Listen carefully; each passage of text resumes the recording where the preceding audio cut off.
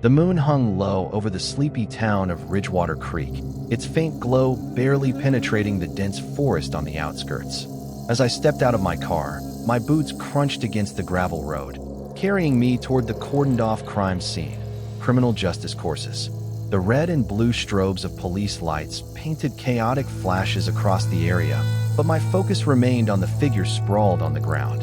The first thing that struck me was the smell, a sickly mix of damp soil and something metallic, almost like rusted iron or old blood. It was the kind of stench that clings to the back of your throat, refusing to let go. I adjusted my scarf as I ducked under the yellow tape fluttering in the wind. The victim was a man in his late 30s, married, no kids, a local high school teacher named Gregory Tate. He lay on his back, arms splayed wide as if he'd been clawing at the ground in desperation. But there were no wounds, no blood, no evidence of force or struggle. His body was completely intact, police equipment catalog. Then my flashlight caught his face, and I felt my stomach drop. His mouth hung unnaturally wide, stretched into a soundless scream frozen in time. His eyes bulged, staring at the void, but still radiated with raw, unrelenting terror.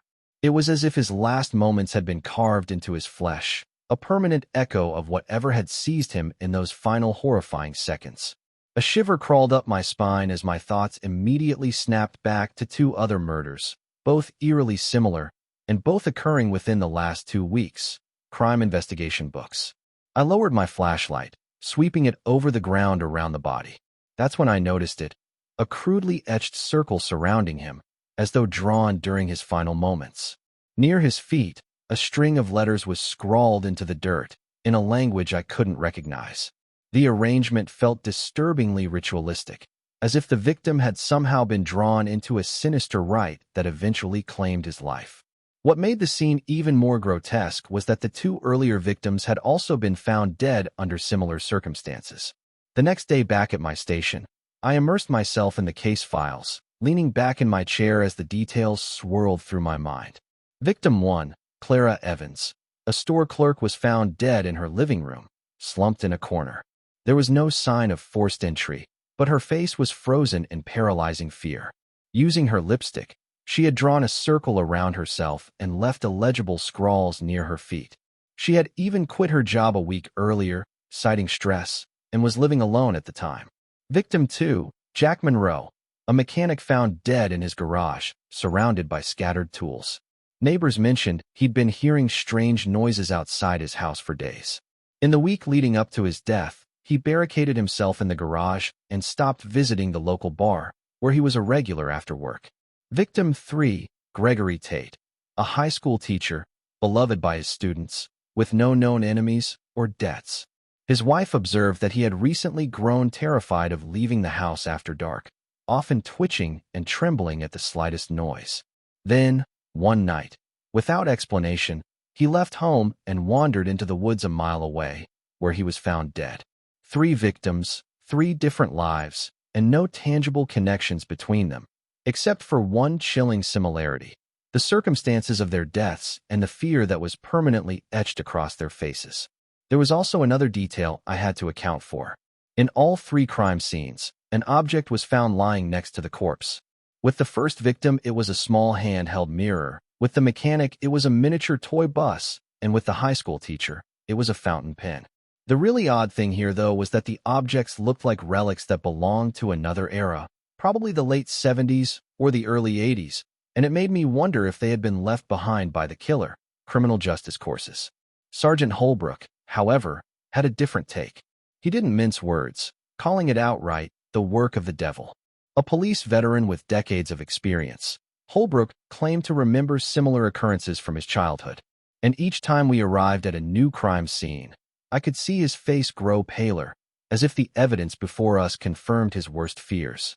The people of the town had a similar opinion as well, especially the elderly folks who remembered the killings more than 50 years ago.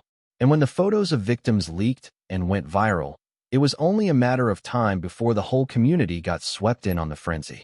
As I took a sip of coffee, Sergeant Holbrook stepped into my cabin, holding a file from the coroner's office. I opened it, already anticipating what I'd find: police equipment catalog. Like the others, Our latest victim showed no signs of trauma or struggle, no defensive wounds, no bruises, nothing.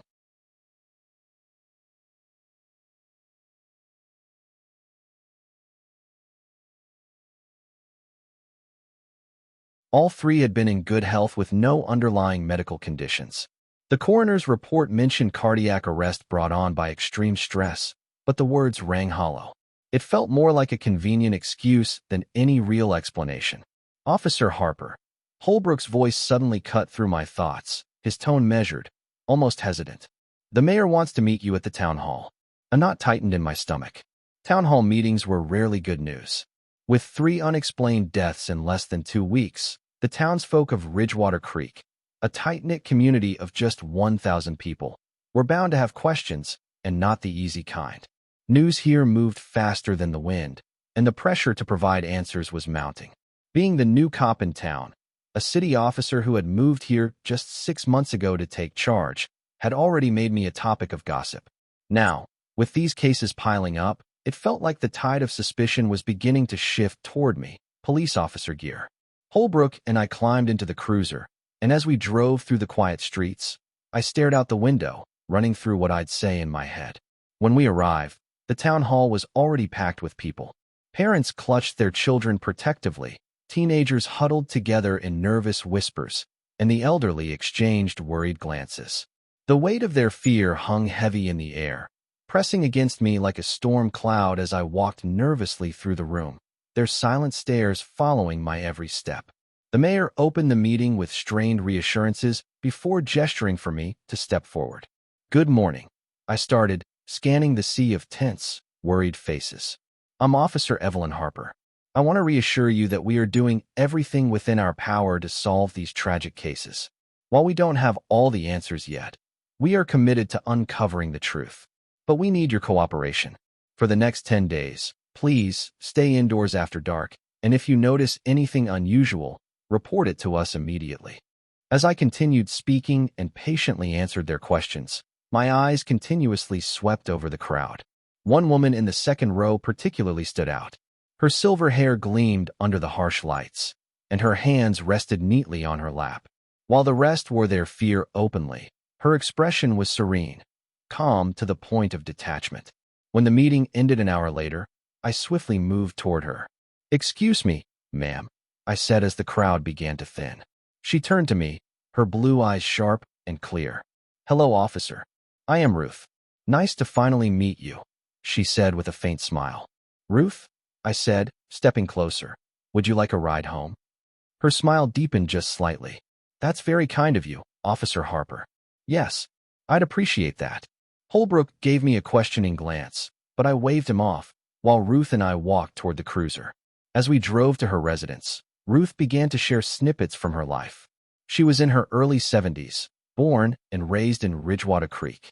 She'd never married, had no children, and retired only recently from her position as the local school librarian. When we arrived at her place, she invited me inside. Her home was warm and inviting, carrying the comforting scent of old wood and lavender. But what struck me most, however, was the massive bookshelf dominating her living room, stretching floor to ceiling and packed with books, some weathered, others pristine, all meticulously arranged. "You have quite the collection," I remarked, my eyes scanning the rows of books. "Books are windows to understanding, Officer Harper," she said with a wistful smile. "But they can also be windows to something darker, something forgotten." "Police officer gear. You seemed unusually calm today at the town hall," I said carefully as I took a seat across from her. "Fear clouds one's judgment, my dear," she replied softly.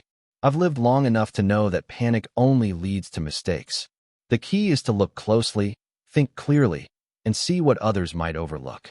Her words lingered, and I leaned forward. "So what are your thoughts on these deaths? What do you think is really going on here?" Ruth stood without replying, crossing to her bookshelf. Her fingers brushed over the spines before settling on a weathered, leather-bound volume.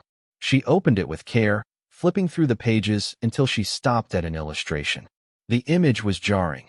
A figure lay on the ground, encircled by a crudely drawn ring, with an undecipherable text scrawled near its feet. It was eerily similar to the crime scenes. My heart suddenly skipped a beat, criminal justice courses. This looks just like the crime scenes, I whispered.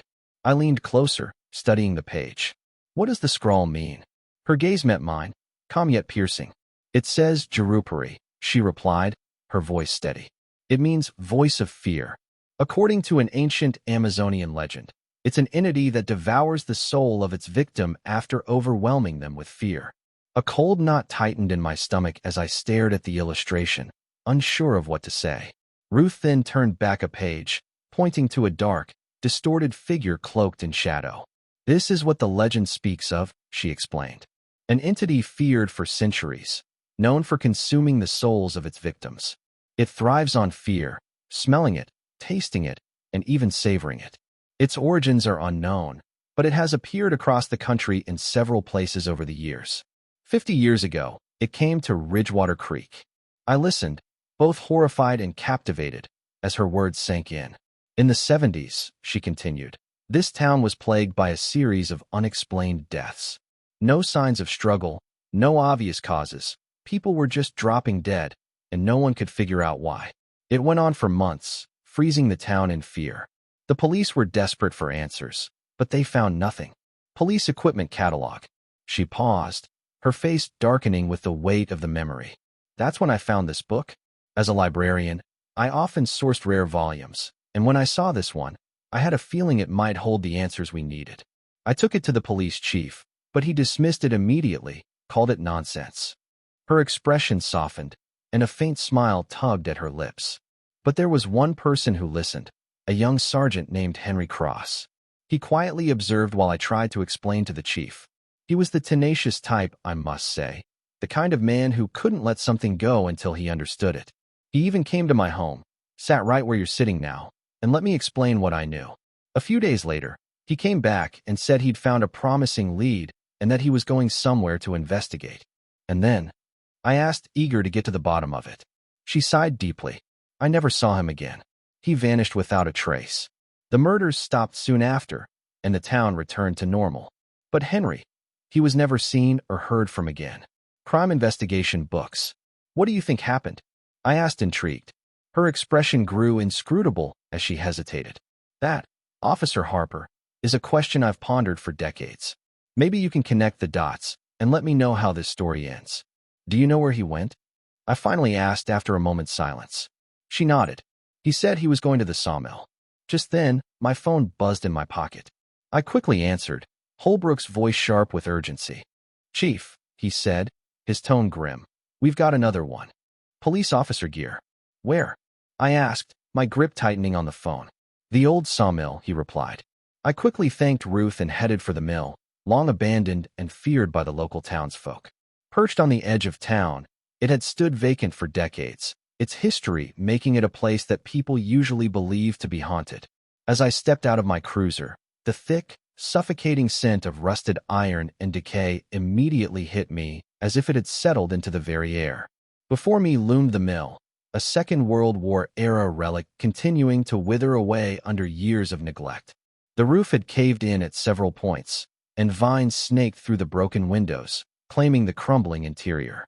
The structure still somehow seemed almost alive, yet entirely forgotten.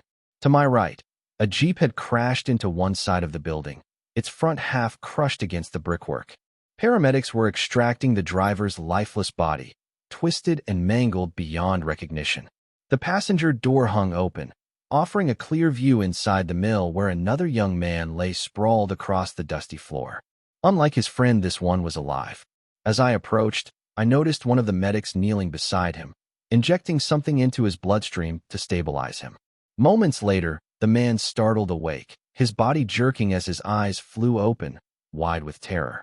He scanned the scene wildly, his breath ragged and shallow, until his gaze fixed on the wrecked jeep outside. Recognition dawned, and his chest heaved as he tried to speak. It's my friend, he gasped, his voice breaking. He just lost it. We were headed to the city, everything was fine. Then, out of nowhere, he panicked. Started screaming like a madman, like he had seen something. He suddenly swerved off the road and drove straight into the building. I barely managed to jump out just before we hit it. The medics eventually helped him to his feet and escorted him to the waiting ambulance. Meanwhile, I turned my attention to the mill's interior. My eyes were drawn instantly to a large, sealed fireplace at one end of the room. The mortar appeared weathered, but the bricks had been meticulously arranged, completely blocking the hearth. I stepped outside again, unable to shake the peculiar sight that kept nagging at me. From the outside, I could see that the Jeep had rammed directly into the building's fireplace. I called for Sergeant Holbrook, and together, we had the vehicle reversed. As the Jeep was pulled back, the bricks began to crumble, revealing something hidden within. Behind the wall of debris was a skeletal figure, awkwardly slumped in the confines of the fireplace. Its bony hands tightly clutched a weathered brown book, its leather cover stained with a large patch of blood on the back, yet otherwise, its overall condition remarkably intact. The tattered remnants of fabric clinging to the skeletal remains made the uniform hard to identify, but the government-issued firearm lying beside him left no doubt in my mind. I was looking at the mortal remains of Sergeant Cross. We spent the rest of the day combing through the mill, collecting the necessary samples for forensic testing, and then interrogating the survivor back at the hospital to get his full account of the events. By the time I was finished, it was already 11:30.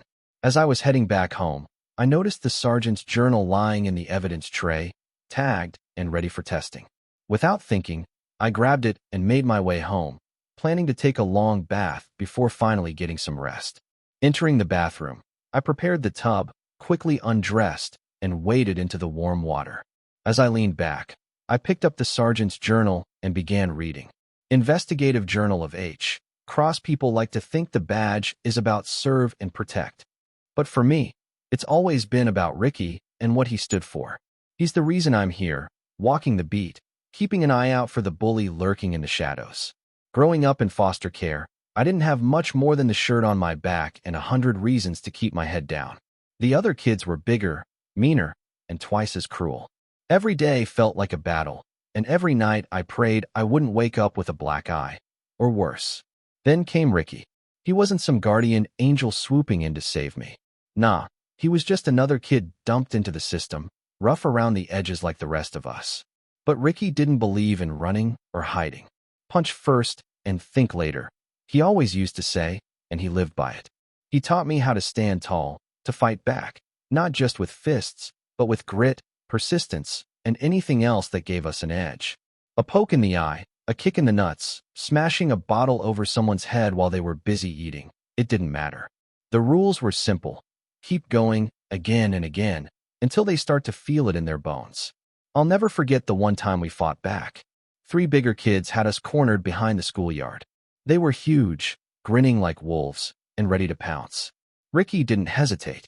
He threw the first punch, and I followed right behind him. We didn't win, not even close. By the end of it, we were in the hospital with more broken bones than I could count. My ribs ached for weeks, and every breath felt like fire. But what I remember most isn't the pain. It's lying there in that hospital bed, tears streaming down my face, feeling something I'd never felt before, a sense of victory. We may not have won the fight, but we held our heads high. And when we got finally back, we tormented them for weeks until we made damn sure they never picked on us again. Ricky was the only real friend I ever had. The only one that mattered, at least. So when I found him dead at a crime scene, his soul ripped from him, leaving only fear etched on his face, it felt like something inside me had been ripped away too. This wasn't just murder, it was personal. Criminal justice courses, crime investigation books. I knew then and there I'd stop at nothing to find the bastard who did this. I owed Ricky that much. This journal is my attempt to piece it all together. My thoughts, my rage, my resolve.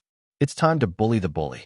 Day when I hadn't set foot in the sawmill since my teens. Back when a group of us dared each other to explore its eerie halls. No one knows exactly why the place was deemed cursed, but the story goes that workers arrived one morning to a grisly sight. The owner's lower half lying severed by the saw table, while his upper half roasted in the fireplace. The mill never reopened, and its sinister reputation only deepened with time. Whispers of ghost sightings and unexplained phenomena grew so pervasive that authorities eventually sealed the fireplace to deter thrill seekers and other oddballs from exploiting the site. Now, here I was again, on a stakeout, sitting in my car hidden among a row of trees with the decaying structure looming in the distance. My mind immediately wandered to the events of the past couple of months. Ridgewater Creek had seen more than 25 deaths, including that of my friend, and we were no closer to solving the case. The air in town was thick with fear. People were irritable, on edge, constantly glancing over their shoulders. Chaos was unraveling right before my eyes, and the community was fraying at the seams. The chief was unwavering in his belief that a serial killer was behind it all. At first, I agreed, especially with the peculiar items left at each crime scene: an ashtray, a felt hat, a tennis racket, a wristwatch, a cassette tape, a torch, etc. They seemed deliberate, almost like a calling card. But the more I examined them, the more they felt disconnected. There was no clear pattern, no logic linking the objects to each other or the victims. As the body count climbed, so did my doubts. Something about it didn't sit right.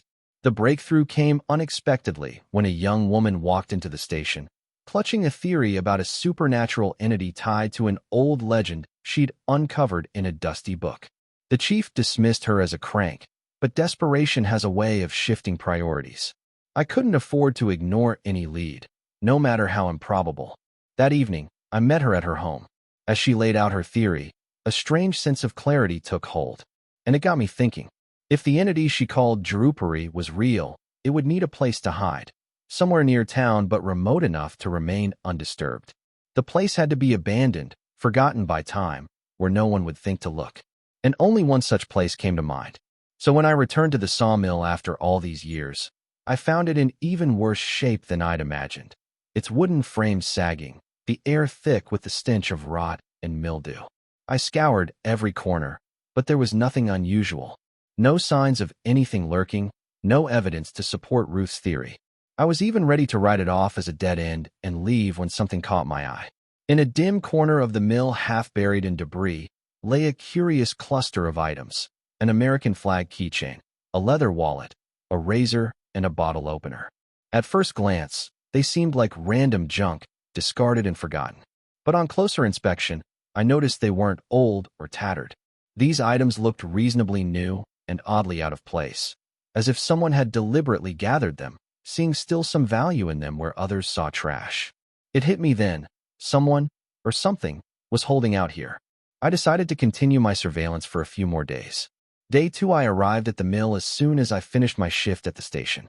I spent the entire night keeping watch, fighting off fatigue until sleep finally overtook me in the wee hours of the morning. I jolted awake suddenly, certain I'd seen a sudden flash of light. Heart pounding, I leapt out of the vehicle and rushed to the mill. But when I got there, everything was just as I'd seen it the night before, empty and undisturbed. Day 3, when I returned to work in the morning, I heard news of another body. This time, it was an old man who was found dead in his garden, his eyes and mouth locked in an expression of pure terror. But what truly sent a chill down my spine was the leather wallet lying next to him. It was the same one I had seen earlier at the mill. When I rushed back to the mill, I found the wallet and keychain missing while the razor and bottle opener still remained by the side. An uneasy sensation coursed through my veins as I stared at the objects scattered on the floor. Gripping a stick, I cautiously nudged them apart before hesitantly hovering my little finger over the razor. Taking a deep breath, I let the tip of my little finger make contact. A warm, fuzzy sensation enveloped me, and in an instant, I was transported to a memory from my childhood. My mom tossing me into the air, her laughter ringing out as she caught me mid-flight, then planting a kiss on my cheek. Without thinking, I next placed my ring finger on the razor, and the feeling intensified. This time, I was surrounded by both my parents, their faces illuminated by the soft glow of birthday candles as I leaned in to blow them out. Sweat trickled down my chin as I began lifting my fingers one by one, preparing to grasp the razor fully. But the moment my hand closed around it, a long-buried memory surged to the surface. A fateful night I had forced into the deepest recesses of my mind, one that irrevocably and painfully altered the course of my life. Gasping, I tore my hand away just in time, the force of the memory knocking me backward. My chest tightened as I lay sprawled on the floor, staring at the razor, now innocuously lying among the debris. Then it hit me, a thick, metallic tang in the air, sharp and unmistakable, like rusted iron. The atmosphere in the mill shifted entirely, growing heavier and oppressive. Then, from the direction of the sealed fireplace, a low rumble echoed. I crept closer, my movements slow and deliberate, as I leaned against the cold concrete, straining to listen. And the hair on the back of my neck stood on end when I heard it. Something faint but unmistakable. It was cackling, low and stifled, as though someone or something was struggling to suppress its glee. I took a careful step back, my eyes scanning the mill's interior. The fireplace led to a chimney wide enough for a person to fit through, but there was no visible point of entry from the inside. Stepping outside, I began a slow walk around the perimeter, inspecting every inch for an access point. Then I saw it, a section of the roof near the chimney in complete disrepair, with several missing tiles. It dawned on me that whatever was using the mill could easily climb up the chimney, slip onto the roof, and through the gaps re-enter the building without being seen. I now had a decision to make here. My first impulse was to climb to the roof, toss a grenade or two down the chimney, or at the very least empty my revolver into whatever was lurking below. But I hesitated. Now that I understood how the deaths had occurred, my thoughts returned to the razor I had just touched. If the killings were tied to objects capable of tapping into and amplifying buried trauma, brute force would be useless against something so steeped in occult power. And if the entity lurking within operated on a plane beyond the physical, conventional methods of confrontation would likely be futile. So I decided to stay another night at the mill, but this time I would venture inside. I chose a hiding spot behind a large, sturdy table in the hallway with a vantage point that gave me a clear view of the fireplace and the section of the dilapidated roof above it. Day for more than 10 hours had passed as I lay in wait, portions of the mill's interior being bathed in faint moonlight filtering through gaps in the roof. My body ached, but I remained still, every nerve on edge, waiting for something to happen. A faint buzzing drifted in from outside, followed by a sudden flash of light that sliced through the darkness, moving as if along a path of its own. The buzzing grew louder. I watched, unmoving, as an orb of light glided through the mill's open window and hovered in the center of the room. At first, it was no more than a glimmer, the size of a coin, suspended in midair. But as my eyes adjusted, the detail sharpened. It pulsed softly, impossibly still, as if waiting to be claimed. Then I noticed movement. A head, barely discernible against the gloom, peeking through a hole in the roof. It moved down the wall with the unsettling precision of a lizard, its dark form easily blending into the shadows. When it reached the ground, it rose to its feet, standing about 5 feet tall, cloaked in a dark robe that covered even its head. The creature's back was to me as it extended a gray, bony arm toward the hovering orb of light above it. The orb pulsed before merging seamlessly into the back of its hand. My breath caught when a mouth formed on the back of the creature's palm, and as it rotated its hand, 2 sets of eyes blinked open from its palm, staring intently back at its face. Suddenly, the robe slid to the floor, revealing a grotesque form. Its body was covered in eyes and mouths, each blinking and gnashing in eerie, independent rhythms. A chill crawled down my spine as I hunkered further into my hiding spot, desperate to stay out of sight. When the creature turned, its front revealed an even more unsettling sight. A face riddled with mismatched eyes and mouths, all opening and closing in unnerving disarray. Every movement of its twisted features sent waves of dread through me, yet I couldn't tear my gaze away. Bathed in the faint moonlight filtering through the broken roof, the creature seemed mesmerized by its own horrific, ever-changing form. The creature's gaze shifted next to its feet and the one remaining hand, the only parts of its body still devoid of eyes or mouths. Then, with unsettling purpose, it turned toward a cluster of objects lying in the corner of the mill. Draping its robe back over its twisted frame, it bent down, scooped up the razor and bottle opener, and quietly slipped out of the mill. As the silence returned, a cold dread settled in my chest, and I felt a sickening certainty. Somewhere in Ridgewater Creek, another death had just occurred. I cautiously emerged from my hiding spot and began tailing the creature from a safe distance. It was now moving toward the highway, keeping itself concealed within the shadows of a row of trees skirting the forest's edge. The creature walked for another mile before pulling up its hood and stepping into a quiet parking lot near a diner. It casually discarded a couple of objects, the razor into the bed of an empty pickup truck and the bottle opener onto the seat of a nearby car. Moving through the rows of vehicles, it carefully peered into each one, its movements deliberate and methodical. Finally, it reached an open car window, from which it retrieved a Zippo lighter and a small transistor radio from another. With these items shoved into its pocket, the creature turned and began its journey back toward the mill. Staying out of sight, I crept over to the vehicles. Using a kerchief to avoid direct contact, I retrieved the razor and bottle opener the creature had discarded, hiding them near a tree lean for safekeeping. Then, I resumed following the creature as it made its way back to the mill, my heart pounding with every step. When I reached the mill, I crept toward a cracked window and peered inside. The creature stood in the center of the room, holding the transistor in one hand while the other hovered above it. A low, guttural sound rumbled from its many mouths as its eyes blinked erratically in a chaotic rhythm.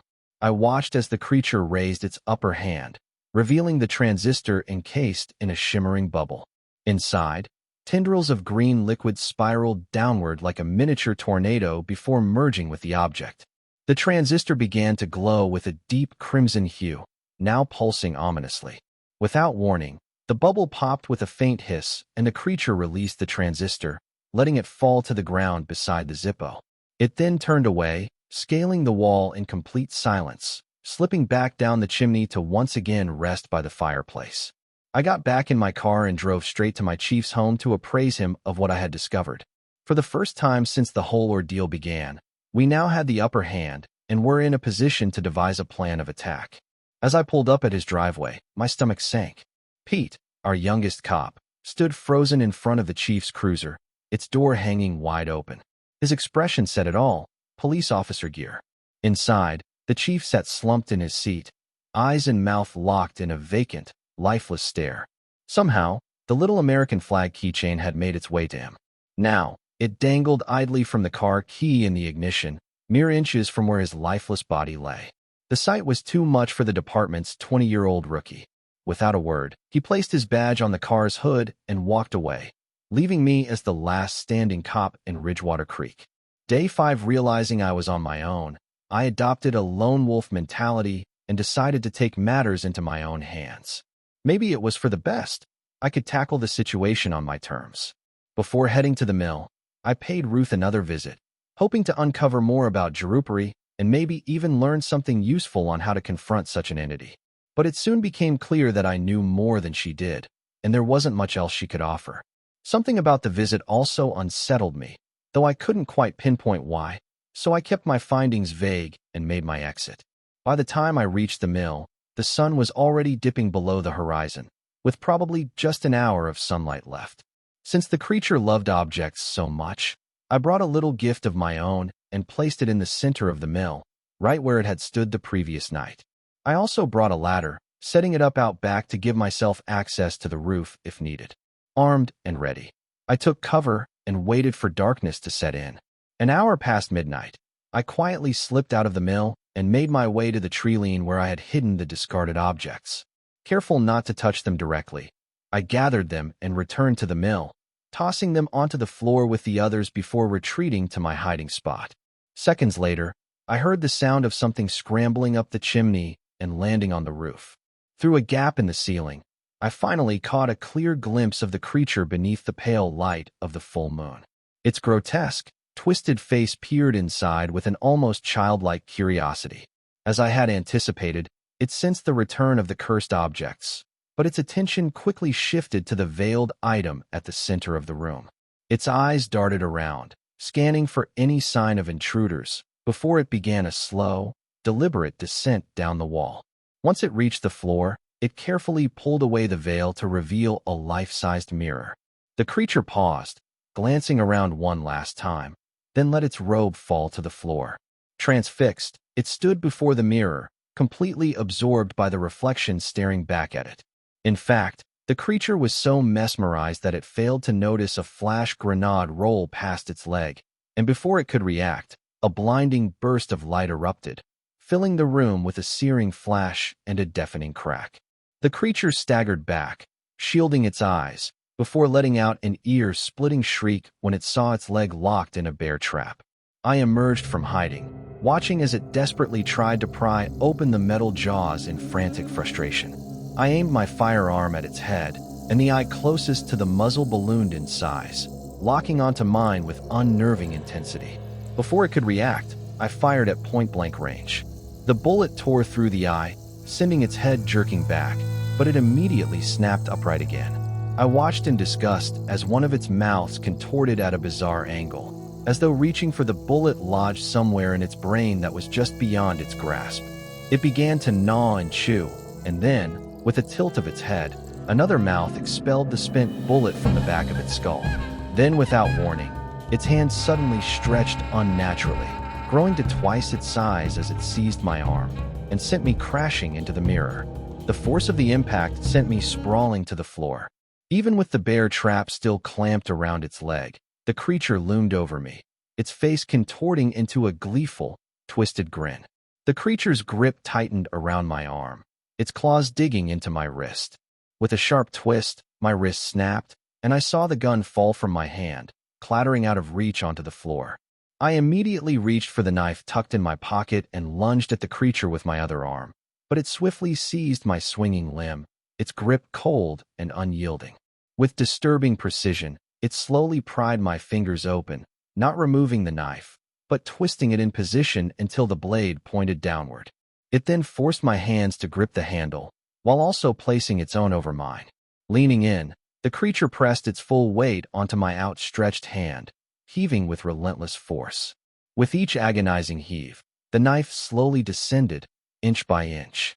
Its eyes and mouth swiveled erratically, yet all remained fixed on me, their gaze locked into an eerie grin. Tears blurred my vision as I fought to endure the agonizing pain from my broken wrist, the knife edging dangerously close to my chest. Straining with every ounce of strength, I made a final, desperate attempt to shift the blade with my other arm. The knife scraped painfully across my skin, blood spurting from the wound. But then something strange happened. The blood splashed across the creature's face, and it seemed to scorch its skin. Its eyes bulged and then popped, releasing a sickening pus, and it let out a shriek of torment. With renewed resolve, I straightened my arm like Spider-Man, causing blood to erupt from my forearm in frantic spurts, splashing all across the creature's face. Its skin began to swell and bubble, boils bursting open as pus leaked out from multiple pores, releasing a stench so foul it made my head to spin and my stomach to churn in revolt. For the first time, I felt its grip falter as it recoiled, desperately trying to avoid the blood. Seizing the moment, I slashed my other arm across the blade, and blood now poured from both forearms in frantic jets, splattering across the creature's chest like a grotesque fountain. My own shirt became drenched in blood as I continued to struggle against its grip. Next, something happened that made me freeze, my mouth falling open in shock. The creature's eyes and mouths began to align on either side of its body, from head to toe, jostling and shifting to create an empty space right down the middle. Suddenly, its skin split open, starting at the center of its forehead and tearing downward, exposing a dark, gaseous, formless entity that pulsed with an ominous energy. It felt as though the entity was being forcibly drawn toward me, as if being sucked right into my chest. My heart pounded so violently I thought it might burst. The creature convulsed, its body fighting against the force with every fiber of its being. It finally released its grip on my arms, jerking itself backward to escape the pull. In its desperation, it spun violently, the trapped leg twisting grotesquely in the bear trap before snapping free with a sickening crack. The severed limb remained behind as the creature collapsed onto the nearby floor. For a brief moment, it lay still, then struggled back to its feet, limping and unsteady. Its many eyes fixated on me with a mix of rage and fear before it turned, climbed the wall with an unnerving speed, and disappeared through the roof, retreating back to its hiding place. I sat up, clutching my chest, silently praying my heart wouldn't give out from the strain. But my hand as it pressed against my chest felt something solid. Realization dawned as I reached into my pocket and pulled out the journal.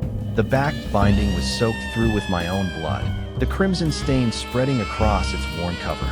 It was only then I realized how close the creature had come to almost trapping itself in the journal in my possession. Day 5 continued. I'm still here at the mill. I can't leave, not while there's a chance this thing could escape for good. I've done my best to bandage my arms and stop the bleeding, at least for now. But I've already lost a lot of blood, and staying fully alert is becoming harder by the minute. No matter what, I have to see this through to the end. I'm preparing to climb up to the roof to face it again, to finish this once and for all. The objects scattered on the floor, I've destroyed them, rolled them in the blood I spilled, doused them in gasoline, and set them ablaze. I swear I could hear that thing squirming inside the fireplace as the flames rose. I thought about throwing the severed limb into the fire too for good measure, but it's already melted into some kind of disgusting goo and stuck to the floor like tar. So, this is going to be my final update. Hopefully, there won't be the need for another one. To my friend Ricky, wherever you are, see you when I see you. This is Sergeant Henry Cross, signing off. Over and out. As I closed Sergeant Cross's journal, I still lay in the bathtub, struggling to steady my trembling hands. Not just from the revelations within its pages, but from the ominous possibilities of what this journal might truly represent. But what got my heart truly racing was when I noticed the large bloodstain on the back cover beginning to fade, shrinking steadily until it vanished entirely, as though it had been absorbed by the pages themselves. With my heart hammering in my chest, I slowly reopened the journal. To my utter disbelief, new words began to form on the aged paper, flowing as if written by an unseen hand. They picked up exactly where Cross had left off, but this time, the ink was unmistakably his own blood. I don't remember exactly how I fell down the chimney, just the sharp crack of my neck as the creature and I tumbled down toward the fireplace below. When I opened my eyes, everything was white. The creature was gone, but its presence lingered, faint yet heavy, like a low, constant thrum in the air. It didn't take long to understand. I was trapped. Inside my own journal, no less. The creature was still here, somewhere in this endless blankness. I couldn't see it, but I could feel it everywhere, like a shadow clinging to my back. Strangely, it didn't bother me much. At times, I even wondered if it felt my presence too in the same way. Time didn't exist here, or if it did, it was meaningless. Moments bled together, days or years, perhaps even decades, dissolving into a formless void. When I closed my eyes, memories would surge forth in vivid detail, replaying the life I once lived. On rare occasions, I even thought of freedom, of escaping this endless expanse. But each time I did, the weight on my shoulders grew heavier, becoming an oppressive reminder that such thoughts were a weakness to be eradicated. So I forced them down, burying them deep, and returned to the solace of reliving the past, my triumphs, my failures, and everything in between. Still, I couldn't help but wonder. Could the creature also somehow sense this struggle within? Then there was this one time I thought of Ruth. Where she might be, what had become of her, and whether she was still alive. And then shortly after, she appeared at the mill. Did she intuitively heed to my calling? I couldn't say for sure. Her hair was gray, her frame frail, but I recognized her instantly. Decades had passed, yet her eyes were as sharp as ever. But what brought her back here? I watched as she searched the mill, deliberate and focused. To my shock, she began uncovering more cursed objects, things I'd never known the creature had kept safely hidden. She handled them as if she knew exactly what they were. I realized immediately I was right to be suspicious of her all along. In that moment, I felt the weight on my shoulders grow heavier. Since then, it hasn't stopped. Each death in town brings a new burden. I realized that this was now Ruth's handiwork, where she somehow delivered the objects to her unsuspecting victims and it eventually claimed their lives. And I felt their death, whenever it happened. I can see their faces, their fear, their suffering, even though I have never known or met any of them. But what haunts me the most is the growing realization that buried deep within my consciousness, somewhere, I am beginning to find an odd satisfaction in watching it all unfold. Which brings me to your situation, Officer Harper. Yes, I could read your nameplate when you came to inspect my remains. I don't think I can hold out much longer. So get ready. The ride is about to get bumpy. As I finished reading Sergeant Cross's journal, I noticed a blotch of red ink begin to form at the final word. It slowly seeped down the page before dripping into the water of my bathtub. More streaks followed, trailing steadily, the crimson dye bleeding across the paper. My heart raced as I sat up, clutching the book, unsure what to make of it. Suddenly, the ink exploded, splattering across my face as the pages began to rip apart on their own. The journal wrenched itself from my grip and plunged into the water. An invisible force pressed down on me instantly, jerking my body backward and pulling me under. Desperate, I summoned every ounce of strength, pushing against the suffocating weight to break the surface. As I came up gasping for air, a chilling image flooded my mind. A 7-year-old girl pounding frantically on the inside of an old broom closet. Through a narrow slit in the door, her small hand reached out, trembling, while outside, her stepmother stared with cold indifference. The sight paralyzed me. Claustrophobia gripped my chest like a vice, freezing me in place. In that instant, the unseen force dragged me back underwater, swallowing me whole. I thrashed wildly, refusing to surrender, forcing myself once again to the surface. But this time, when I broke free, I was met with the same horrific scene. Only now, I stood inches from the closet door. My face slammed against the wood as if shoved by an unseen hand. Inside the cramped, dark space, lifeless faces stared back at me, the victims from my cases. Their hollow, accusing eyes bore into my soul, their collective presence suffocating. The rancid stench of death filled the air, overwhelming me. Panic surged through my veins, but before I could react, the force dragged me back under, pulling me deeper into the abyss. Submerged once more, my will to fight dissolved.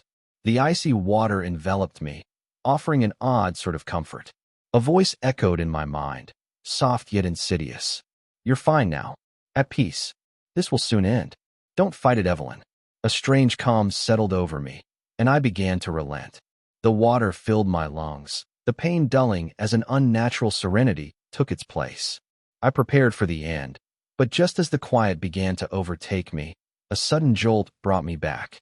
A hand plunged into the water, seizing me by the hair and yanking me back to the surface. "Oh no, you're not getting away that easy." A voice snarled, sharp and commanding. "You're going to fight this out. Come on, officer. Fight." I couldn't tell if my mind was playing tricks on me, but in that moment, my eyes locked onto a young man with dark, slicked-back hair and a thick mustache. His expression was unwavering, his gaze filled with pure determination. "You're not done yet," he said, his voice gruff and commanding, like an anchor pulling me back from the brink. His grip on my hair was unrelenting, his strength almost otherworldly. "Fight. Fight for your life." And then, as if ripped from reality, I was back in the broom closet. Even as I struggled to stay conscious, the oppressive stench of death invaded my nostrils again. The victims' faces surrounded me, their lifeless eyes piercing my soul, their silent accusations bearing down on me like a crushing weight. The walls seemed to close in, squeezing the air from my lungs, as claustrophobia threatened to take hold. But that voice, the man's voice, cut through the suffocating fear like a lifeline. "Fight," he commanded, his tone sharp and impatient. His grip on me tightened, as though he could physically wrench me free from the nightmares clawing at my mind. Summoning every ounce of willpower I had left, I fought back. My limbs flailed wildly, kicking and thrashing against the oppressive darkness. With a sudden crack, the walls of the closet split open, and a sliver of light pierced through. A flicker of hope surged within me. Fueled by desperation, I hurled my body forward, ramming through the opening. I burst free, breaking the surface of the water, my body slamming against the side of the tub before spilling onto the floor, gasping and choking for air. Flat on my back, arms spread wide, I stared up to see the sergeant looming over me. His lips curled ever so slightly, almost like a nod of approval etched across his face. Then, without warning, his figure unraveled, thinning into vapor and vanishing as if the room itself had swallowed him. What I saw next made my skin crawl. My breath came in ragged bursts as I watched another shapeless, dark shadowy figure materialize in front of me. Its ominous presence pressed against the room like a weighted blanket, and its piercing gaze cutting through the suffocating stillness. My limbs felt like lead, but fear jolted me back into action. I forced myself upright, slamming my elbow into the mirror beside me. Glass shards scattered across the floor, and I grabbed one, its jagged edge slicing into my palm as blood dripped steadily onto the tiles. "Back off," I shouted, holding the shard out like a makeshift weapon as I took a step toward it. It hovered for a moment longer, quietly studying me with a cold intensity, before finally vanishing, slipping through the window and out of sight. I dropped the glass as I sank to the floor, leaning against the wall, my eyes still fixed on the window. 100 thoughts spun wildly in my mind. The creature was out in the open now and free. The killings will not stop. In fact, it is only going to increase, and it is also highly unlikely the creature will go back to the mill. Yet, for the first time, I felt a flicker of hope, especially after learning Sergeant Cross' findings. But my first order of business would be to pay a visit to Ruth. She needs an update on how this story ends.